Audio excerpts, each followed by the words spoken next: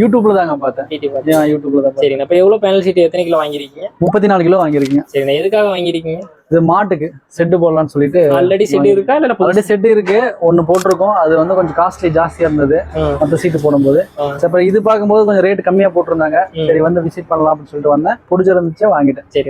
34 kilo வாங்கி. 34 kilo எவ்வளோன்னு கொடுத்துருக்காங்க? 200 ரூபான்னு கொடுத்துருக்காங்க. சரி சரிங்க. இப்போ இதே செட்டப் பண்ணி பிளான் பண்ணிருக்கீங்க. இதே வந்து நீங்க மற்றபடி ஏதாவது செட்டு போடணும், சிமெண்ட்ல போடணும், சீட்ல போடணும்னு நினைச்சீங்கன்னா அது எவ்வளவு காஸ்ட்லி, எவ்வளவு காசு ஆகும்? இல்ல ஆக்சுவலி இது நீங்க சிமெண்ட் சீட்ல போட்டாவே வந்துடும். அது நார்மலா ஒரு சீட்டே பார்த்தோன்னா 700 அந்த மாதிரில வருது. அப்படி போடும்போது ஒரு 20க்கு 10 போடும்போது பாத்தீங்கன்னா வந்து உங்களுக்கு ஒரு 8 ரூபா 10 ரூபாய்க்கு மேலேயே வரும். இது நம்போது ஒரு 5 ரூபா 6 ரூபாயில முடிஞ்சிடும்.